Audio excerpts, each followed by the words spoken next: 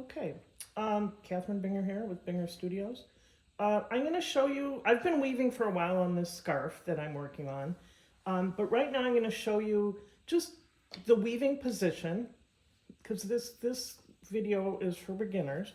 So literally, I pull the loom towards me until those legs and back drop off. And my chair and my table and my body and everything should all be square to the world. If you want nice salvages, you need to be nice and square. And if you're not, readjust. If your loom is like that, that's a problem. If your loom is like that, it's a problem. It needs to be nice and straight. Okay, we're gonna start weaving. So I've got an up shed. I'm gonna throw my shuttle from right to left.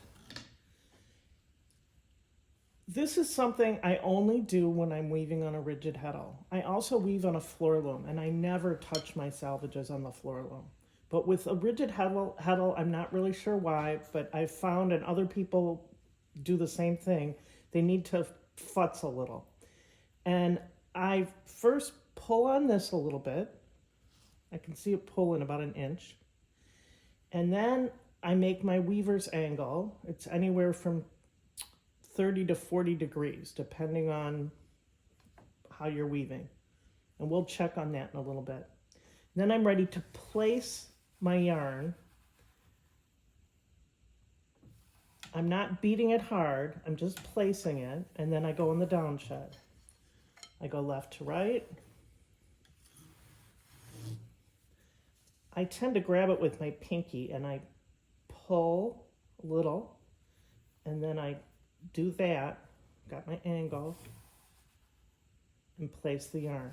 I'll do that a few more times. Pull,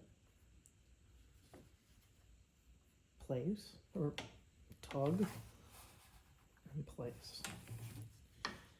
And if you notice, my weaving has lots of holes in it. It looks like cheesecloth. There are lots of little square holes. That's because I'm weaving a balanced weave, which means I've got as many threads going in the warp as I do in the weft. I see equal amounts of warp and weft. And right now, it looks like, oh, it's too holy. That's not gonna, it's gonna be awful. But I'm working with knitting yarn.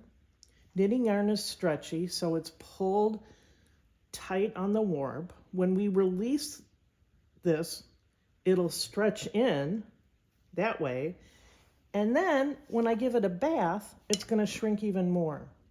So this is what I want it to look like now. So I've made these little jigs. It's a picks per inch guide. And a picks per inch, a pick is every time you throw the yarn across. That's 1 pick. And I'm using an 8 dent. So that means I have 8 threads in every inch. Now for a perfect balanced weave, and if this was weaving yarn, which isn't stretchy, I would want probably 8 picks in an inch going this way.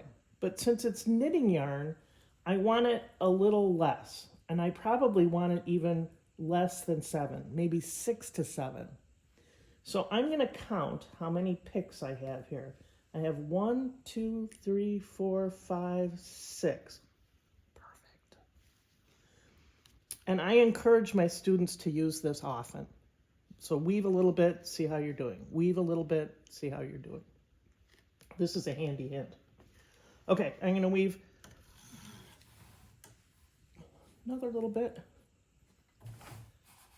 And then I'm going to advance the warp. Show you how to do that.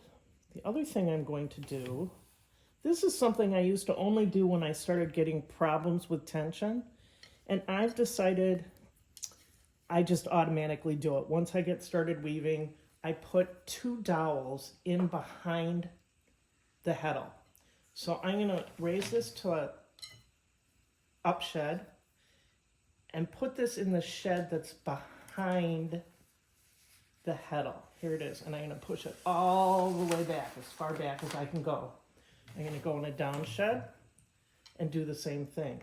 Put this in the shed behind the heddle and push it all the way back.